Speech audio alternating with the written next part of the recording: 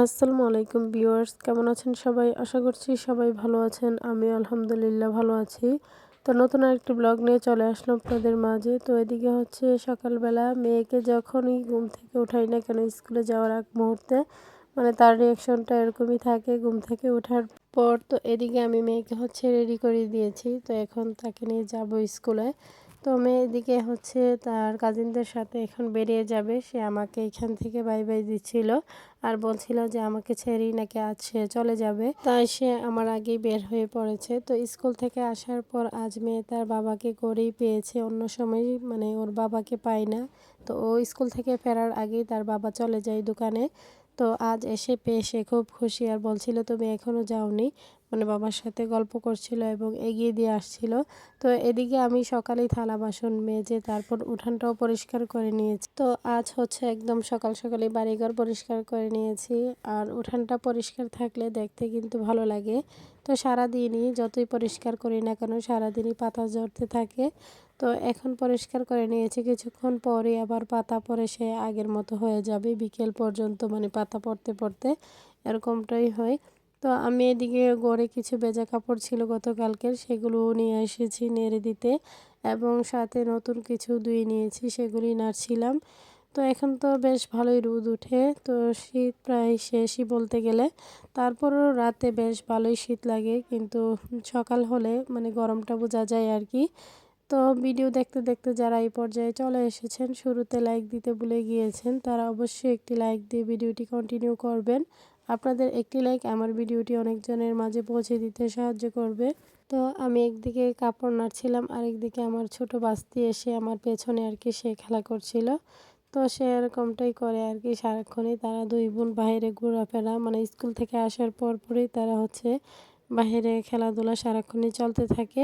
তো এদিকে আমি দুপুর রান্নার জন্য সিম নিয়ে নিয়েছি। আজকে সিম দিয়ে কী রেসিপি করা হবে সব কিছুই আপনাদের মাঝে শেয়ার করব। তো রেসিপিগুলো কমপ্লিট করে আপনাদের মাঝে শেয়ার করব। তো এখানে আমি ফুলকপিও নিয়ে নিয়েছি, সাথে আলু পেঁয়াজ সব কিছুই যা যা সবজি কাটাকাটি করবো সেজন্য হচ্ছে এখানে পানি নিয়ে বসছি। এরপর অফ ক্যামেরায় সবগুলো সবজি আমি কেটে নিয়েছি। তো আজকে হচ্ছে সিম আলু ভাজি করা হবে, সাথে সিম ভর্তা। তো সিম দিয়ে হচ্ছে দুইটা রেসিপি করা হবে। তো রান্না বান্না শেষে চলে আসলাম এখন শেয়ার করতে। তো এখানে ছিল হচ্ছে প্রথমে সিম ভর্তা। দুপুরে কিন্তু সিম ভর্তাটা দিয়ে ভাত খেতে বেশ ভালোই লাগে, গরম ভাতের সাথে খেতে। আর সাথে হচ্ছে ফুলকপি দিয়ে মাছ রান্না। তো ফুলকপিটা খেতে খেতে এখন আর ভালো লাগে না। তো ফুলকপিটা কাঁচা থাকতে দেখতে ভালো লাগে, কিন্তু রান্না করার পর খেতে আর ভালো লাগে না। তো এইখানে হচ্ছে সিম আলু দিয়ে ভাজি। তো এই ভাজিটা খেতে কিন্তু বেশ মজার। তো এই বছরের প্রথমবারই আজ রান্না করা হলো। তো এই ছিল আর কি দুপুরের খাবারের আয়োজন। তো এরপর আমরা ফ্রেশ হয়ে বাচ্চাদের নিয়ে দুপুরের খাবারটা খেয়ে নিয়েছি। তো এদিকে আবার সন্ধ্যার দিকে আর কি ডাল ভিজিয়ে রেখেছিল, যেহেতু ঘরের মধ্যে ডাল ছিল কিছু। তো সেজন্য সেই খেসারির ডালটা ভিজানো হয়েছে। তো এই ডালের বড়াটা বানালে সবাই ভাত দিয়ে খেতে বেশ পছন্দ করে। তো আমি এখন চলে আসছি ডালটাকে ব্লেন্ড করে নিব, এরপর হচ্ছে বড়া বানানো হবে আর কি।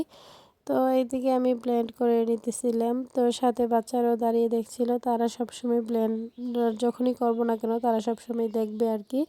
তো সবার কাছে আমার ছোট্ট একটি রিকোয়েস্ট, কেউ স্কিপ করবেন না, পুরো ভিডিওটি দেখে নেবেন। ভিডিওর কোনো অংশ দেখে যদি আপনাদের একটু ভালো লেগে থাকে লাইক কমেন্ট শেয়ার করে দিবেন। আমার ছোট্ট চ্যানেলটিকে সাবস্ক্রাইব করে বেল আইকনটি বাজিয়ে দিবেন। যারা নতুন ভিউয়ার্সরা জয়েন হয়েছেন তাদের কাছেও যদি দেখে একটু ভালো লেগে থাকে সাবস্ক্রাইব করে পাশে থাকবেন। তো এদিকে হচ্ছে আমি মানে রাতের বেলা আর কি আপনাদের ভাইয়ারও চলে আসছে, তো সেজন্যই আর কি মানে আমার হাজবেন্ড দেবর বাসু তারা চলে আসছে। তো তাদেরকে হচ্ছে এখানে আমি বড়াগুলো আবার গরম করে দিচ্ছিলাম, যেহেতু একসাথেই বানানো হয়েছে সবগুলো বড়া। তো যাই হোক, তো এদিকে হচ্ছে আমরাও খেয়ে নিব। তো সেজন্য শুকনো মরিচা ভাজা হয়েছে। তো এগুলো দিয়ে আর কি আজকের রাতের খাবার হবে খুবই জমজমাট, আর সবাই খুবই পছন্দ করে বড়া দিয়ে হচ্ছে গরম গরম ভাত খেতে। তো রাতে কিছু প্রয়োজনীয় বাজার ছিল, সেগুলো নিয়ে আসছে আপনাদের ভাইয়া। তো সেগুলোই হচ্ছে আমি খুলে খুলে দেখছিলাম। তো এখানে ছিল সস, তাছাড়া নুডলস এবং ডালও নিয়ে আসছিল দুই ধরনের, মানে বুটের ডাল এবং মসুরি ডাল।